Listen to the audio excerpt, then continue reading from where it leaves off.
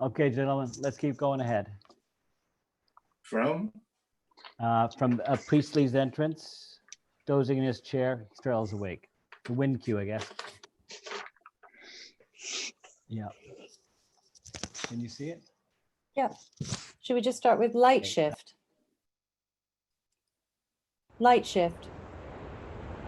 Priestley dozing in his chair in Cambridge. He startles awake.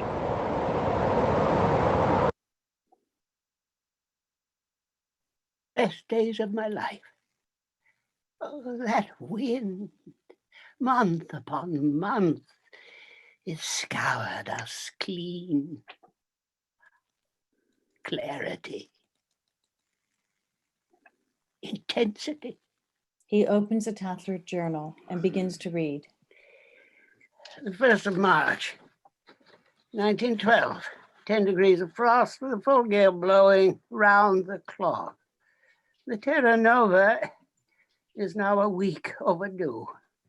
We have been without proper shelter since our only remaining tent was damaged in a storm.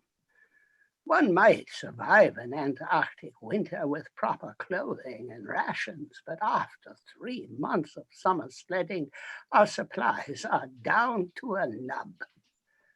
Less than a pint of fuel left for the prime stove. No proper winter garments. Our reindeer bags, sodden. We sit in them and chew raw seal blubber, waiting for the Terra Nova to relieve us and end this nightmare. To be a pilgrim. Light shift. There's movement out of the tent canvas. Lieutenant Campbell appears. Ring a bell, come on.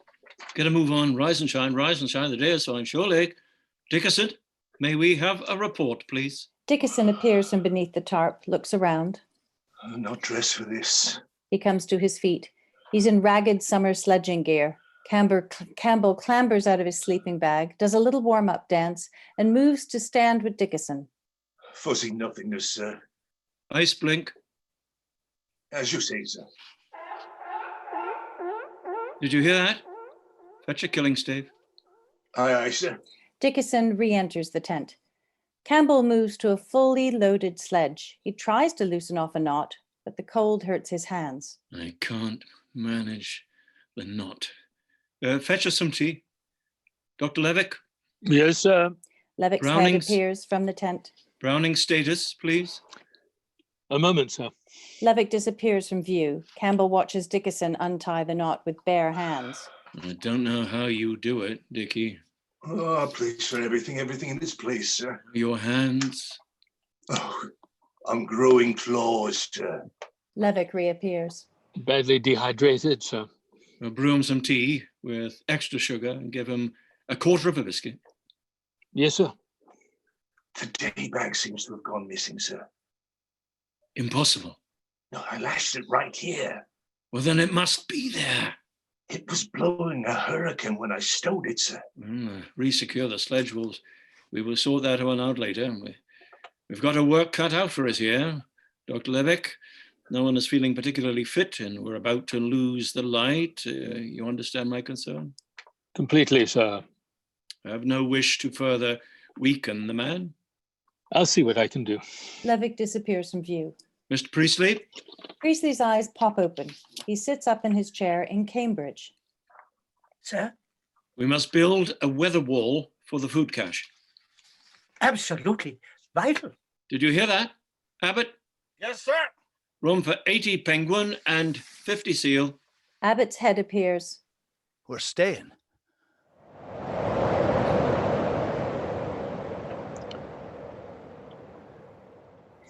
Mr. Priestley?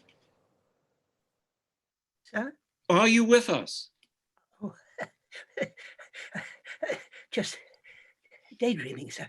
We've had a bit of a disaster with the day bag. Oh, dear. A week's food. It's probably halfway to New Zealand by now. My. And I assume it could thicken up on us. No surprise there. Mr. Priestley will accompany us. Dickerson Sir? throws Priestley the rope. Priestley ties in. Sir, I'm so sorry. Nothing to be done. We need all we've got, sir. Indeed we do. Follow on. Campbell leads Dickinson and Priestley off. Levick comes to his feet, does his warm-up dance. Come along, Tiny. Show a leg. Abbott comes to his feet. I don't fancy another night in that bog. Well, perhaps we can jerry-rig some new bamboos. The crown pieces and ribbons. Well, perhaps we can repair it. Well, perhaps we can walk on water. Excuse me. Nothing, sir. I don't like your tone of voice, Abbott. Abbott nudges a reindeer skin sleeping bag with his toe. Maybe we should give the making men to our friend Rings. Repair the tent. What's that? I can't hear you, Browning. Browning groans from inside his bag. Try and move around a little, Rings. Browning drags himself clear of his bag, stays down on all fours, groaning. I'm knackered, sir. It's the raw seal. Your system is still adjusting. Garachi tutors, the man runs like a bleeding tap. I shall be just fine. That's the ticket. Everyone huddles away from the blast. Browning drops down on all fours. He howls in pain. Abbott crawls to comfort him as the wind subsides. We'll be out of this soon enough, Rings. You think so? I'm not spending the bleeding winter here. 6 months in a pitch black hurricane, I don't think that I'd manage. Abbott, Lieutenant Campbell ordered you to secure the larder. On the double, sir. Abbott ambles off. Levick looks at Browning in the eye. How are we doing, Rings? I'm afraid I had a bit of an accident in the night, Mother. Well, I have some spares. Not exactly clean, mind you. Keep those for your own, sir. No, nonsense. Levick moves to retrieve gear from his sleeping bag. Browning struggles for warmth. Are we going home, sir? I have no idea. I must know, sir. I can't help you there. But, sir, another night like this, I don't think I could... None of it, Browning. You have a jippy tummy. It makes things far worse than they are. Empty yourself if you can.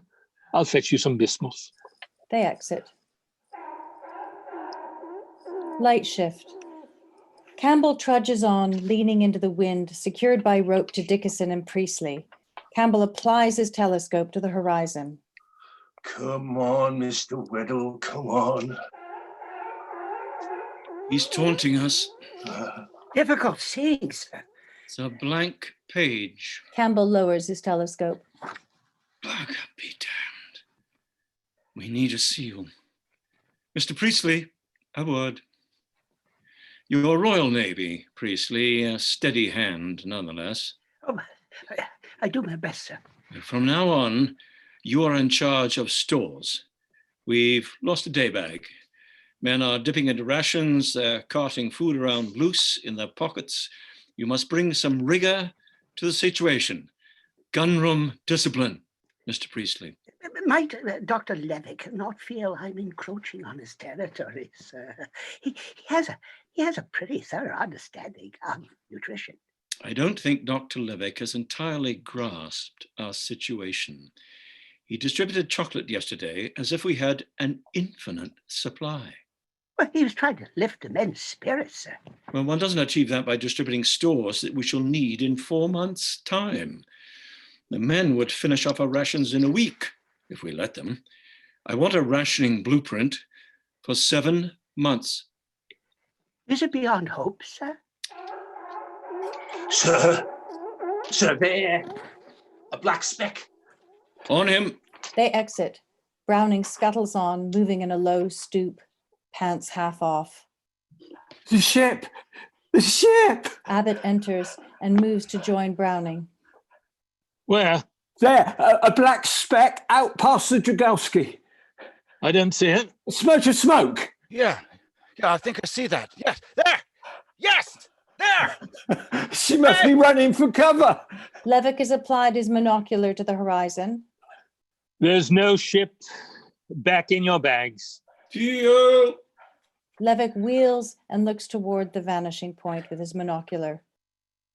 Jolly good, they've bagged one. Levick and Abbott exit. Alone now, Browning leans into his sledging harness. You can never trust your eyes in in the south. Out sledging on the barrier, I spied a hut in the distance, men moving about, the curl of steam from the primus, laughter at half a mile, the yelp of their dogs. A few minutes later, I discovered the hut I'd been pulling towards was in fact an empty biscuit tin that had come off the back of Dickerson's sledge. Such is the intensity of the light here, the clarity of the air. You plod along, staring straight down at the snow as the day passes, inch by inch. Little thought will appear in the corner of your mind and grow until it fills the entire sky. I remember an endless discussion about cold snaps. Was this the normal condition of the barrier, or was it a cold snap? How cold did cold have to be before it became a cold snap? The discussion lasted about a week. Then suddenly the sound of your footsteps shifts, soft. A moment later, boom! Walls of blue ice dropping straightway into the black of nowhere. You hung in your harness down the throat of a crevasse. Strange silence of it all. Upside down, the ice surface an inch from your eye. Little bubbles of air trapped there. One day, up on the Beardmore Glacier, I fell through 8 times. The last time, a string of dogs went through with me. We was all hung down there, hanging above eternity, and they started fighting in their traces, snarling and snapping and tearing each other to bits, right inside my head. 18 months in the south.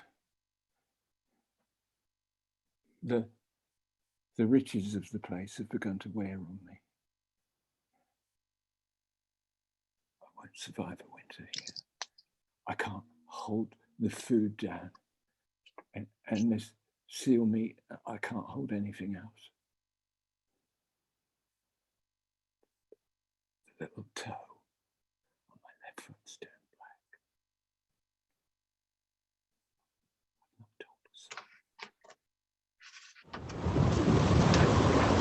The men's voices are carried off by the wind as they fight the storm.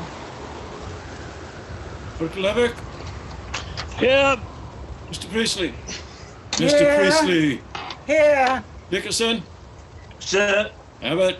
Here. Browning? Sir? Dr. Levick? He's been moving, sir. Well, then he should respond. The party slept like a ball of hibernating snakes. Campbell is on his feet in a hypothermic stupor. He moves to warm himself, a craze dance, panic brimming up. He checks the empty horizon. Yeah. Campbell regains control and moves back to the pile of sleeping bags. On your feet, gentlemen. Up, up, up, up, up. Horrendous night, gentlemen. We must do better. Ship! Crash ice, all the way out. Nothing. Campbell looks from man to man, beaming as if this is wonderful news. Doom. Gentlemen, it is official. We shall be overwintering on this shore. How are the cramps? Bad, sir. On your feet, Browning. Abbott and Levick help Browning to his feet, rub him vigorously. Tight corner, Browning, but we have our training. We follow the footsteps of Drake, Raleigh, Cook, glory in adversity. We will draw a circle round ourselves and we shall pull as one. We will survive. All winter, sir.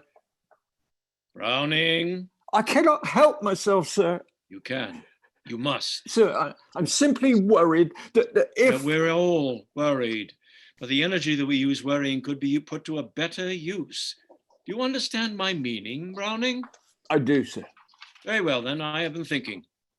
I have a plan. And these are my new orders. We will stick to the 2-team approach. Dr. Levick, Abbott, and Browning will continue to work on the cave. I put Mr. Priestley in charge of the stores. Jolly good. Reduced rations until we are safe in our shelter. Biscuit rations cut by half. Sugar, chocolate, and raisins cut out altogether. No exceptions.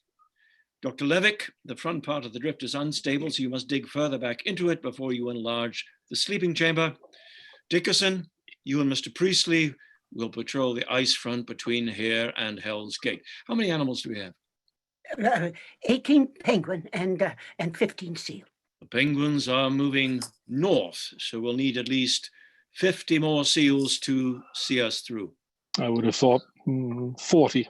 We have refined all our calculations, Dr. Levick. I see. Jolly Gentlemen, good. gentlemen, our way is clear. Campbell picks up a block of snow and begins to sing. We praise thee, O God. We praise thee, O God. We acknowledge thee to be the Lord. All the earth doth worship thee, the Father everlasting. To thee all angels cry out loud, the heavens and all the powers therein. To thee cherubim and seraphim do continually do cry. The party gets into their reindeer skin bags. Browning loses control. 7 months, 7 months, 7 months. Dickerson, fetch my hymnal from the sledge. Browning falls into Priestley's arms. Priestley is out of his depth. Browning's despair terrifies him. Abbott moves to comfort Browning. Priestley, you don't belong here, do you? The fierce energy in Abbott's eyes drives Priestley from the shelter. Dickerson stumbles from the cave. They are back in Cambridge. Firelight. My, what a load of books. I'm not sure if I keep them and they're keeping me, Dickerson. Thank you for coming. Oh, it's an honor to be included, sir. A small memorial service, just the two of us and the immediate family. Mrs. Levick felt we belonged. Did he have children, sir? A son died in childhood 3 months before our expedition began. Oh, such a man. She wants me to say a few words. I've been rereading my journals, looking for an appropriate passage. No luck. Not a mention of our overwintering in the Times. Perhaps we never went south. Yeah, perhaps I imagined the whole thing. Will be forgotten, Dickie. That's our fate. It's Captain Scott they want to remember, sir. They're starving in his tent.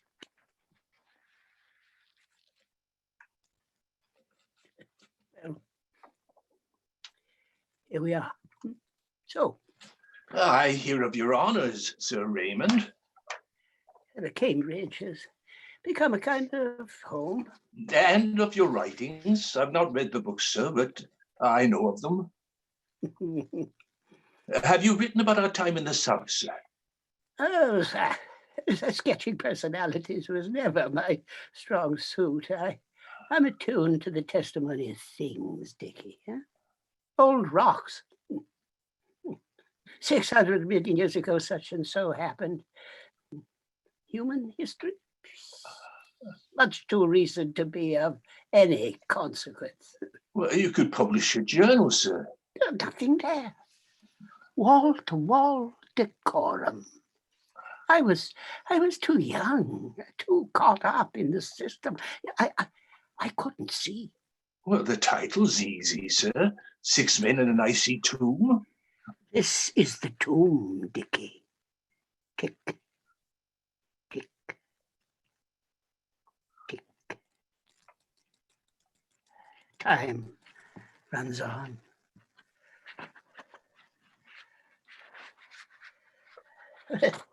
Never mind all that. Where are you these days? Oh, been mating on a pilot's tender out of Mousel, sir. Yeah, Coastal traders mostly. you look in the pink. You as well, sir. Residual nerve damage. I doing my best, under the circumstances. Well, I've got the gallstones, of course. We've all got them, I imagine. And a cursed diet. Salt water in the hoosh. Eyeballs. No, never ate an eyeball, sir. Oh, no. No, it's a filthy lie. You actually eat Browning's socks? Or did I make that up? Well, man does as he must. Funny what one remembers. I remember Abbott. He was the key, wasn't he? What do you mean, sir? He saved us. If he'd been with the Pole Party, he'd have saved Scott. How? Torn at him with his teeth. Driven him out of the tent. You'll not die in your bag, you swanky bastard. Up and into it.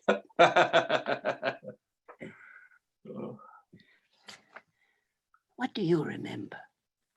Oh, an endless night. Cold, windy. Lying in our bags, thinking about the next biscuit. Such vast expanses of time. They roll the day forward like a great boulder. The pyramids, the lectures. Yeah, Dr. Levick. Oh, after all he'd been through, to drop dead during a waltz at a charity ball. I'll pour us a sherry. We're like candles. One for each of us still living. Two gone in the same year. It's the two who gorged themselves in their dreams, sir. You ever think of that? No, Dickinson, I didn't. They sit in the cave and settle into their bags. Priestley prepares to strike a match with shaking hands. Lights snap to black.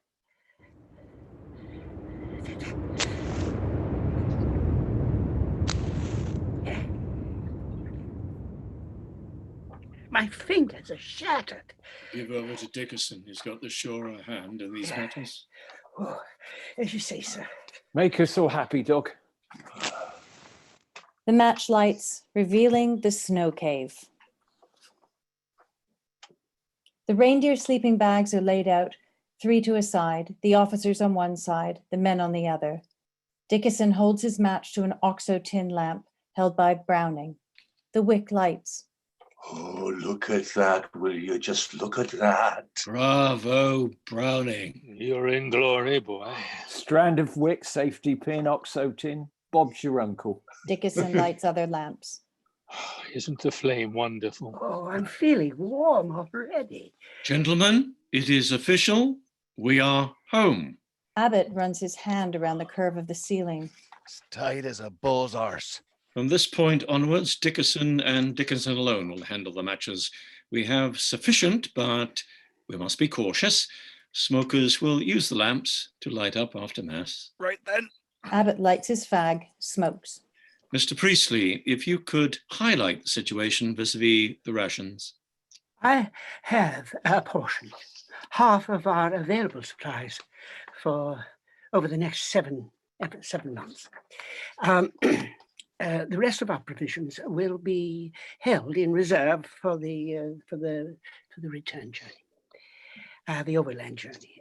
It breaks down as follows: 12 cubes of sugar on Sunday, 1 1/2 ounces of chocolate every Saturday and alternate Wednesdays, 25 muscatel raisins on the last day of each month. This division leaves a small margin for birthdays, of which there will be 3 between now and the end of the darkness. Jolly good. 12 cubes Sunday, 1.5 ounces Saturday, alternate Wednesdays. 25 muscatel raisins at the end of each month. For 7 months. So be it. Abbott picks up his empty bowl and spoon, scrapes at the bowl. What about biscuits? We'll stay at one per day. I've opened a fresh tin. Priestley produces the tin. All eyes are on him. He opens it. Badly broken, sir. Smashed to smithereens, I'm afraid. Hard or soft? Granite. Kiss me, fucking Jesus. Abbott, I don't think it's appropriate time or place for that sort of remark. I'm sorry, sir. It's just with my tooth acting up. We all hate hard biscuits, but we must learn to love them because the current batch is hard. Anything else, Mr. Priestley? Oxo hoosh every 3 days in rotation. The cocoa on Fridays and Saturdays. That covers it, sir. Questions? Fine. Assemble our biscuits, please. Priestley picks out fragments and assembles them on the lid. All eyes are on him. If I could have your attention. Another matter, it's thorny, it's difficult to discuss perhaps, but it's necessary nonetheless. Social protocol during this period of confinement. There's always a question of privacy when officers and men live and work in close quarters. So in the interest of naval tradition, open speech and group morale, we must somehow bring privacy to this space. Wouldn't you agree, Dr. Levick? Survival depends on it. I would ask, therefore, that you act as if there is an invisible wall subtending this snow cave. Now, your side is the mess deck, and you men may speak your minds freely there without fear of being overheard by any officer over here on the wardroom. But how would that work, sir? Well, it's just as I've described it. You say whatever you please on your side of the invisible wall, and so may we. We shall be deaf to one another as needs require. Tailor the tradition to suit the situation. Jolly good. A direct order is still a direct order. There will be no confusion. But what if I accidentally overhear you, sir? Don't worry, Dickinson. It won't happen. Browning is watching the cookie assembly procedure like a hawk. They do look awfully hard. My front tooth is beating like a drum. Now, you may have frozen the root. I'll give you some tablets. Ready. Close your eyes. Browning lies back in his bag and covers his eyes. Priestley points at the biscuits one at a time. Whose is this, Rings? Lieutenant Campbell. And this? Dr. Levick. How about this one? That's yours, sir. And again? Dog. This one? That's mine. And finally, this must be yours, Tiny. Priestley hands out the biscuits. Abbott sighs. Something wrong, Abbott? Abbott appears, takes his biscuits. No, sir. Abbott disappears back into his bag. I should like to add a final word about personal hygiene. We've been living like feral animals for some 3 months now. Situation is intolerable, but there you have it. Polar travel offers few comforts. We do our best. I'd freeze without my filth. Yes, indeed. Well, it is now clear that unsanitary conditions will prevail for at least another 7 more months. So we must do what we can to improve the general level of personal hygiene. Case in point, the use of snow to tidy up after a bowel movement is obviously, it's not to everyone's liking, but it does serve a purpose. No worries, sir. It's going to be too cold in here to smell anything. Your feet, Brownie. I shall, for the rest of my life, never forget the smell of your feet. Roses on a summer morn. Oh, I could spread his socks on toast. Dum, da, dum, da, da, da, da, dum, and called it gorgonzola. Dog's appetite, he knows no bounds. I caught him the other morning with a seal's eyeball in his mouth. Alive, sir! You ate an eye. Well, sir, it's a little tar in the aftertaste, sir, but it's quite decent.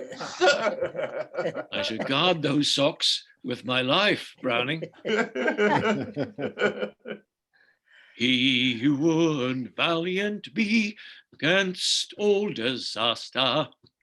Let him in constancy follow the master.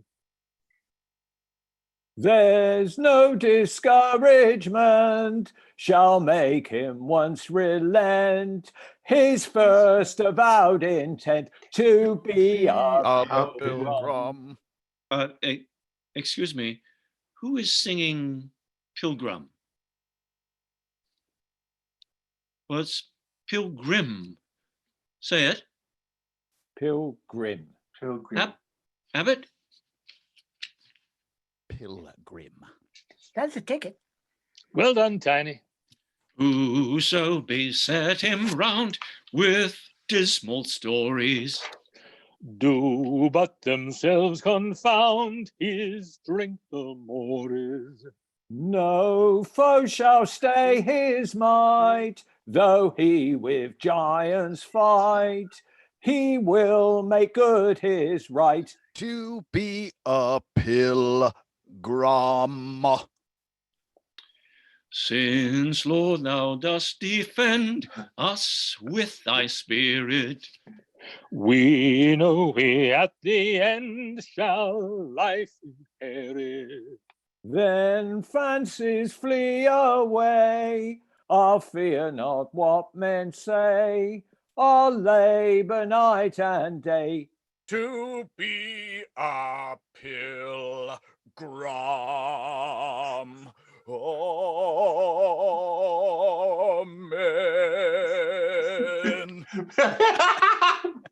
My. Campbell checks his chronometer.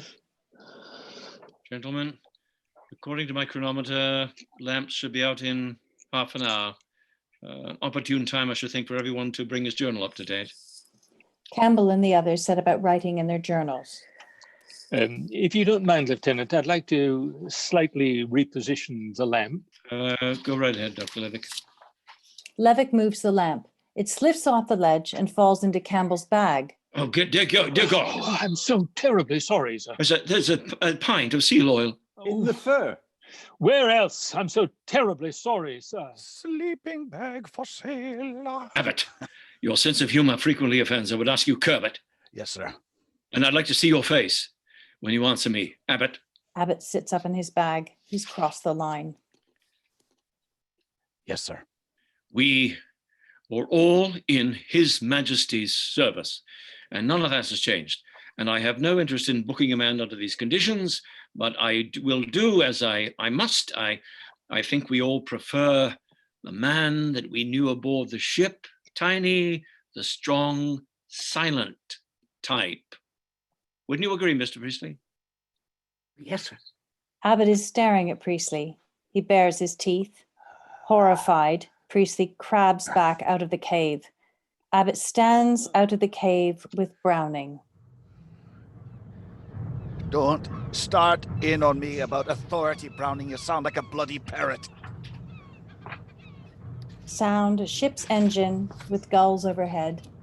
Browning follows Abbott onto the deck of the ship, carrying a pail. He's energetic and healthy here. Captain Scott wants every man given his top push when we unload supplies at Hut Point. One final test. If you don't like tests, you shouldn't be in the south, much less thinking about going ashore. The standard is high. What standard? There's chaps going ashore who ain't even Royal Navy. That speck over there will come off. You and I are on different compass headings, Tiny. That's all there is for it. Don't, Beetle. You're the shit stirrer. You ducked into the Royal Navy like a man getting out of a storm. Me, on the other hand, I'm exactly where I ought to be. I grew up in a naval atmosphere. My father was an upper yard man. His grandfather served with Nelson. Saltwash watermen all the way along. And my father was an unemployed tin miner. So what? I have a plan. This expedition's part of it. Get the rank I need, pay packet I need. Early out, me and the missus set up a little tea shop in Cornwall. The South Pole. Little bell over the door. Da-ding, da-ding! Tourists arrive for cream tea. Mrs. scuttles about. I relax by the fire and tell lies about you lot. All very tidy. Yeah, it's a tea shop. That's what you want. I could kill you. Exactly. That's what shines through. It's a question of good breeding. Might as well be talking Chinese. It's not the way you think. Abbott grabs Browning's wrist, twists it playfully, and then not so playfully. There's things you don't know about me, Rings. Nobody on this ship does. When I was a young lammy, I shared my kit with a madman. Twin brother. Slept right here, a knife in his hand on account of me father. Watched him use it once. Ear to ear. We're going to the most dangerous place on Earth. There's no room for your temperament. Ah, yeah. You think not? I will go ashore. Light shift to favor the snow cave. The men have blown out their lamps and withdrawn into their reindeer bags to sleep. Lecture, Mother, you promised us a lecture. I'm not quite prepared. I'll read from your journal. Anything special? Breaking out of the pack. The 31st of December, 1910. Dante tells us that those who committed carnal sin are tossed about ceaselessly by the most furious winds in the second circle of hell. The corresponding hell on earth is to be found in the southern oceans, which encircle the world without break. Gale follows gale there, round and round, great cyclonic storms that drive the spin of the centuries. The spin of the centuries, that's marvelous, Dr. Levick. Light shift. Levick moves away from the snow cave, transported by his memories, his eyes skyward. He stops to jot notes in his journal, rocking with the movement of the ship. Priestley looks on. Antarcticus. It was Aristotle who named this place. No man had seen the bottom of the world, so he invented it. Mysterious, remote, the last great blank on the face of the world. Geographers call such places sleeping beauties. Just so.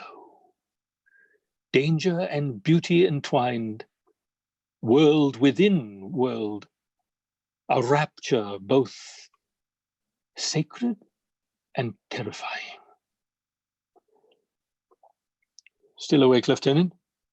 Campbell snores softly. Levick and Priestley stroll the deck. It is the implacable nature of this continent which draws us here, the pure abstraction of it, nature stripped of all complication in this half world where physical and mental phenomena meet. Auroral displays, parhelions, lunar halos, fog bows. What would Turner have painted in such a land?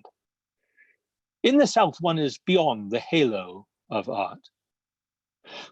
One is further from civilization than any human being has been since civilization began. The highest, driest, coldest desert on Earth. A frost so powerful that it coagulates time, a 4-month day, a 4-month night, and 4 months of twilight between. Levick and Priestley part company. Levick sits and opens his watercolors. calibrates a measurement on the horizon with his brush. The South Pole, Anus Mundi, the puckered rectum of the world, all of it so perfectly male, a place to set ourselves against the greatest possible emptiness, a match for the wilderness behind our eyes. Abbott approaches Levick from behind. You're doing a little watercoloring, are we? Takes a quick hand to catch it. It's a beautiful place, sir. Yes, sublime. Turns the mind inward. Pardon me, sir. Well, I love this place, that's the truth of it. Arse end of nowhere. There's no one been here. I mean, to come all this way and not go for the pole with Captain Scott, I go fucking insane. Hush. Look. Use your eyes. Let it inside you, Abbott. This is what you came for. Feast on it. Sir? Breathe it. Feel it. You're going to carry this inside you for the rest of your life, Abbott. It's going to make you bigger. Yes, sir. There. That's your view. Keats wrote about the bloom on the skin of a nectarine. This is your poem, Mr. Abbott. It belongs to you. As you say, sir. I should like to have you with me on Lieutenant Campbell's scientific party. Well, I don't know much about science, sir. Knowledge, that's the purpose of our pilgrimage on these frozen shores, Abbott. Oh, pilgrimage, is it? Yeah. The Emperor Penguin's I Seek, Priestley and his geological program, and the other scientific observations, less spectacular, but gathered just as carefully, hour by hour, in wind and drift, darkness and cold, will be striven for in order that the modern age may have a little more knowledge, that it might build on what it knows instead of what it merely thinks. As you say, sir. The sledges will be heavy. We need men who can lean into it. That's me, sir. It's Lieutenant Campbell's decision, but I'll put a word in on your behalf. I'd appreciate that, sir. Light snaps to black. Light shift to favor the snow cave. The faces of the three officers are visible in their bags. Abbott sleeps on his side. Browning is a lump in his bag. Dickinson's bag is empty. Think in threes: short term, medium term, long term. Right. Each affects the other. Yeah. Precisely. Each short term, we need a minimum of 47 additional seal before the light fails us completely. And all the penguins we can muster. Yeah, I would ask that you remind the men that the creatures must be dead before they are butchered. Yes, I understand your feelings, Dr. Levick, but you must put them aside. No, but... It's a question of conserving energy. A warm animal is easier to work with. We have every reason to believe that penguins feel pain as much as we do. Point taken. Moving on. I'm concerned about our fuel supply. Blubber stove. It's absolutely vital. Browning's your man. Well, then he must continue his experiments. Ventilation could become an issue. The smidge from the lamps. Yes, we shall all develop conjunctivitis. It's inevitable in these conditions. A chimney is always a possibility. It's out of the question. It would weaken the roof. That 1.5 feet of snow and ice is the only thing between us and the wind. There's already some cracking. Yes, well, I will keep a sharp eye on the situation. Of more immediate concern, we need Browning back in top nick. How is Browning this morning? As well as can be expected, sir. Yeah, we'd like to see you up and about today, Browning. I'll do my best, sir. Medium term. Dr. Levick, any other medical concerns? Well, in my view, the chief enemy is mental torpor. I have read medical accounts of the Greely expedition. The men were sleeping 16 hours a day. Americans, survival of the fittest, all that rubbish. No room for honor or feeling there. No wonder they ended badly. Yes, they kept the spark of life alive at the cost of life itself. Well put. I met one of the men who'd been with Greely. No. Yes, at the Royal Geographical Society. Now, there was a smoker for him. Cannibals? At the Royal Society? What a travesty. What did he have to say for himself? The invisible wall. Abbott, you can't hear us. And he was a gnarled little fellow by then. Gentlemen, the Greely expedition offers us no model. May we move on? Long term.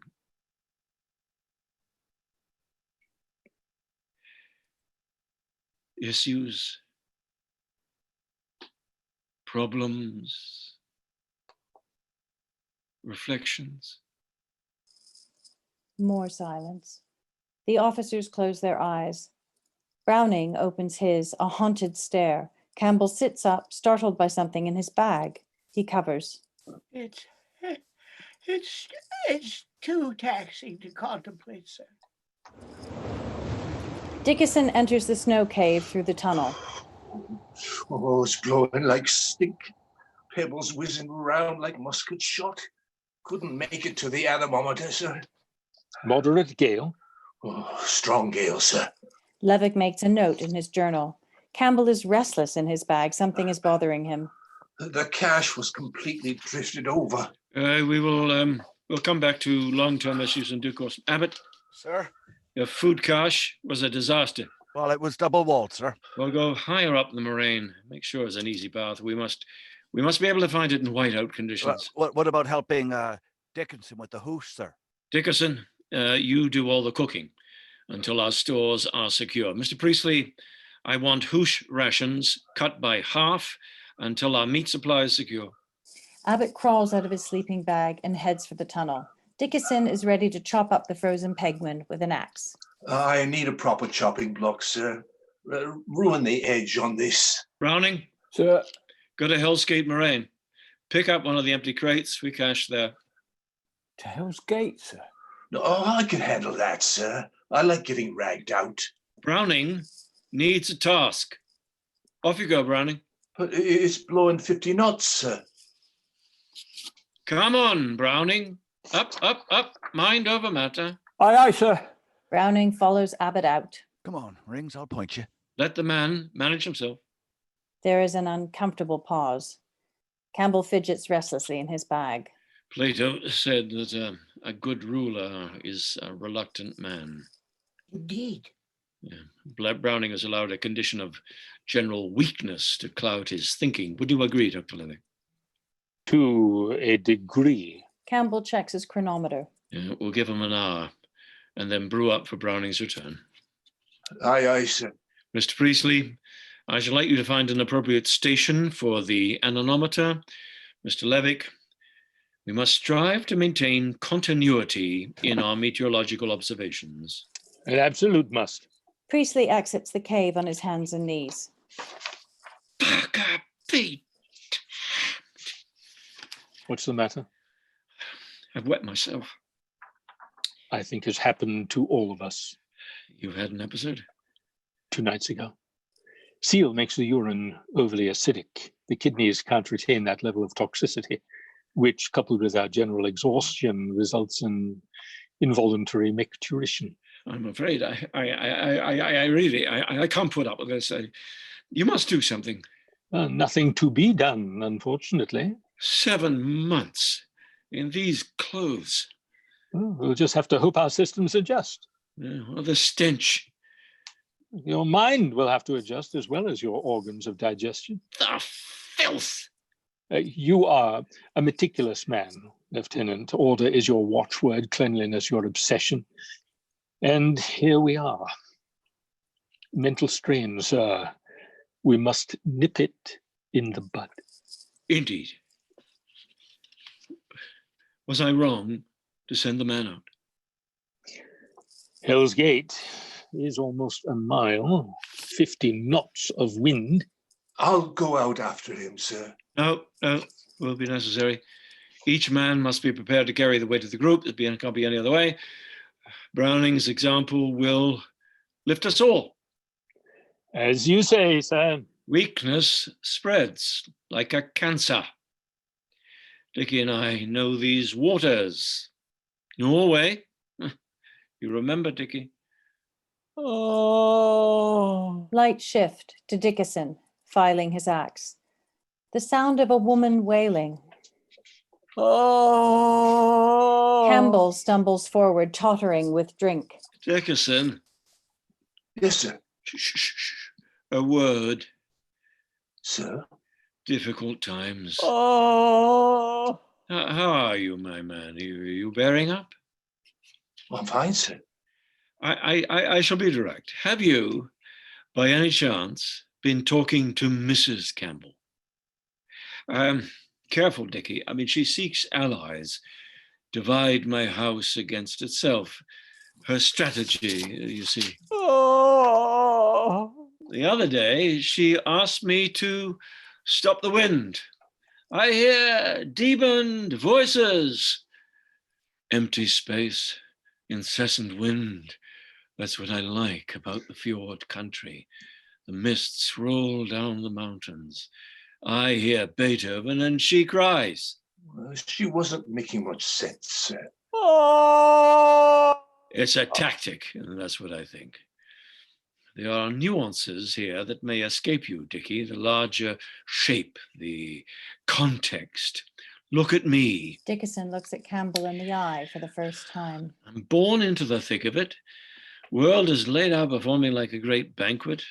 20,000 bloody acres in Durham, the parties, the people, the career, the burial plot. It's all pushing in on me. No air to breathe.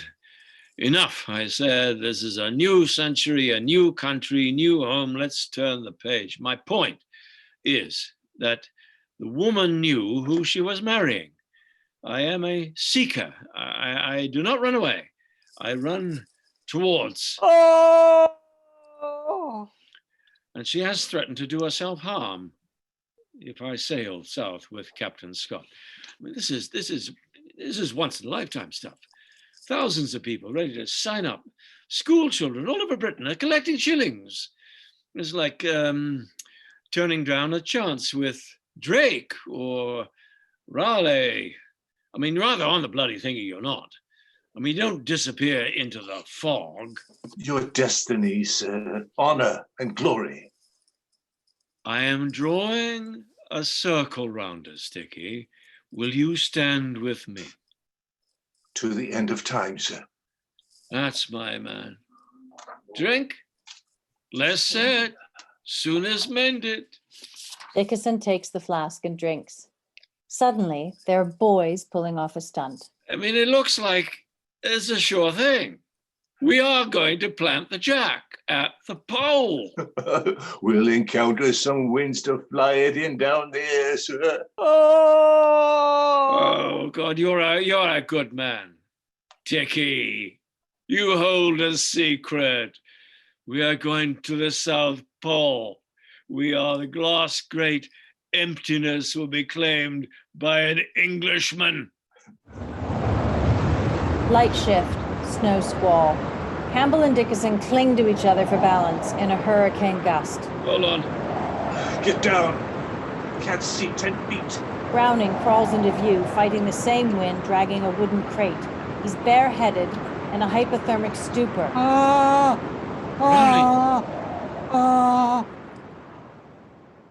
Browning.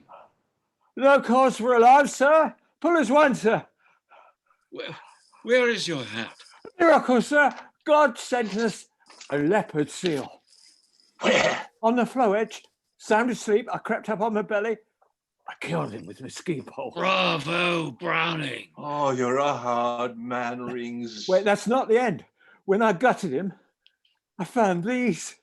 Browning displays the contents of his wooden crate. Undigested fish. 36 of them. We shall have a feast. Campbell and Dickinson hug Browning and carry him to the cave. And to those who will not merry, merry be, will never share our joy. Sing, sing, the boys in blue have won the victory. And if ever I return again, and if ever I return again, And if ever I return again, I'll make you my bride. Light shift to Priestley in his chair in Cambridge. He reads from his journal. April 12th, 1912. A red letter day in our gastronomical calendar, and we spent a very jovial evening in consequence, our happiness secured by the weakest man in the party. ah, dear little Browning. We sit together round a single guttering candle and invent a mental game to defy the wildest extreme of nature. Oh, so snug, Mr. Nipcheese. Muscatel, muscatel. Pure invention, Dickie. I remember how the loss of a single biscuit crumb left a sense of personal injury which lingered for a week. How the greatest friends were so much on each other's nerves that they did not speak for days for fear of the consequences. That prowling danger behind another man's eyes. The lizard's tail. You have forgotten the real game, Dickie. How we warmed our hands on the fiercest fires of hell. Light shift. The hearth light source glows up in a raging inferno. Priestley and Dickinson look up into the flames. Fear and wonder snap to black. End of Act One.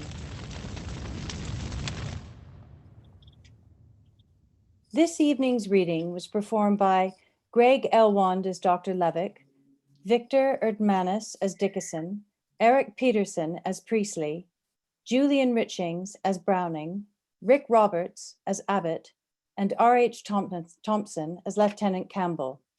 Stage directions read by Briony Glassco, sound design by Verne Good.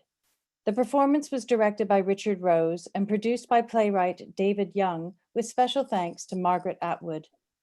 If you have the means to do so, we encourage you to donate to Park, a social service organization that is providing thousands of meals every day to homeless individuals in downtown Toronto. You will find a donation button in the chat thread that accompanies this broadcast. Act One is available to review on YouTube.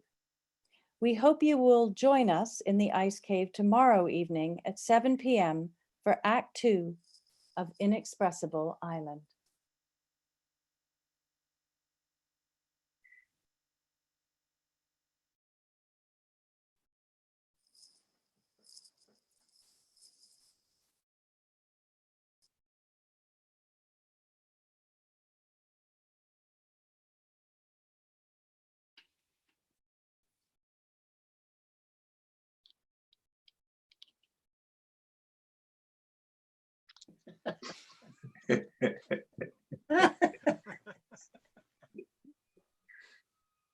Hello. Hello, you little penguin. Hello. Of mascot.